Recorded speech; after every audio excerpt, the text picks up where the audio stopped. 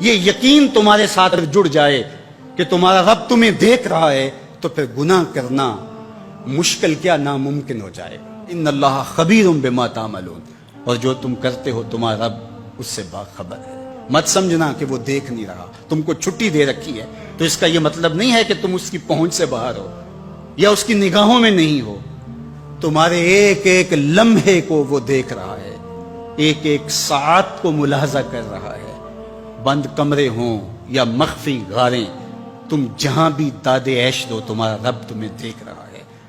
کالے پہاڑ کی گہری غار میں چیونٹی چلتی ہے تو اس کے ننھے اور مہین پاؤں سے سینہ سنگ پر جو لکیر بنتی ہے تمہارا رب اس کو یوں دیکھتا ہے جیسے دیوار چین کو دیکھتا ہے۔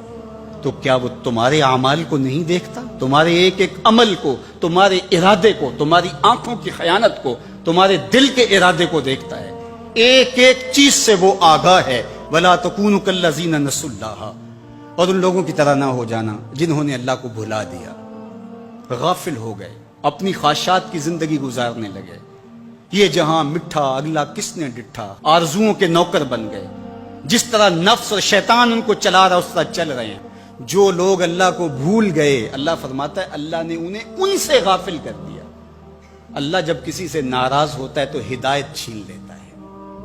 اسی لیے ہمیں ہر روز ہر نماز کی ہر رکعت میں ہدایت مانگنی ہوتی ہے۔ اہدنا الصراط المستقیم، ہر روز مانگتے ہیں، ہر نماز میں مانگتے ہیں، ہر رکعت میں مانگتے ہیں، اللہ ہمیں ہدایت پہ گامزن رکھنا۔ اللہ جب کسی سے ناراض ہوتا ہے تو ہدایت کے دیے بجھ جاتے ہیں، اندھیروں میں بھٹکنے لگتا ہے، شیطان اس کو دھوکے میں مبتلا کر دیتا ہے، اسی زندگی کو مقصود زندگی سمجھ لیتا ہے، اس شراب کو آب حیات سمجھ لیتا ہے، جس کو یہ بھی نہ پتا ہو کہ میں ہوں کون، میں کہاں ہوں، میرا مقصد زندگی کیا ہے، مقصد حیات کیا ہے۔ کھانا پینا اور لذتوں کا حصول یہ تو چوپائے بھی کرتے ہیں، تو اشرف المخلوقات کاہے کا ہے۔ یہ زندگی تو ان کی بھی ہے کہ وہ اچھا کھاتے ہیں، تم تو ایک پاؤ بھر گوشت کھا لیتے ہو اور شیر روز ایک ہرن چاٹ جاتا ہے، وہ تیرے سے زیادہ کھاتا ہے، تیرے سے زیادہ طاقتور ہے۔ ہاتھی کا جسم تیرے سے کہیں بڑا ہے، پرندے ہواؤں میں اڑتے ہیں، مچھلی پانی کی تہوں میں اتر جاتی ہیں، عقاب کی نظروں اور بلندی پرواز کی دیکھنے والی ہوتی ہے، کرگس کہاں سے کہاں تک سونگ لیتی ہے، ان کی قوت شامہ تیرے سے بڑی ہے، لیکن اس کے باوجود بھی افضل تو، اشرف بھی تو، اور اللہ نے اپنی نیابت کا تاج تیرے سر پہ رکھا ہے۔ تو تو مقصود ہے، تو تو مسجود الملائک ہے، فرشتوں کی پیشانی تیرے حضور جھکی ہے، تو اپنے آپ سے آشنا ہی نہیں ہے، تجھے پتہ ہی نہیں کہ تو کون ہے۔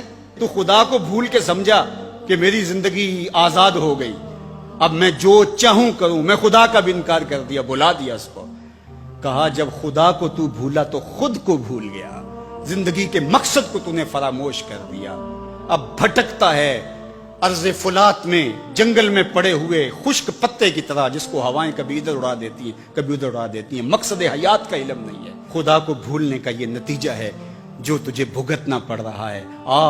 خدا آشنا ہو جا، خود آشنا ہو جائے گا، تجھے ذات سے آگہی ہو جائے گی، من کا شعور مل جائے گا، تجھے پتا چلے گا کہ میں کون ہوں، میری زندگی کا مقصد اور مقصود کیا ہے۔ تو اگر تو ایسا نہیں کرے گا تو اللہ تجھے تیرے سے بے خبر کر، تیری ٹانگیں نہیں توڑ دی جائیں گی، تیرا رزق نہیں چھین لیا جائے گا، تیری آنکھوں سے روشنی نہیں اچکی جائے گی، تیرے کانوں کی سماعت نہیں کھینچ لی جائے گی، یہ سب کچھ ہوگا لیکن مقصد زندگی نہیں۔ تو کہا اس قرآن سے جڑ جاؤ، اپنی زندگی کو مالک کے سپرد کر دو اور ایک ایک لمحہ مالک کی چوک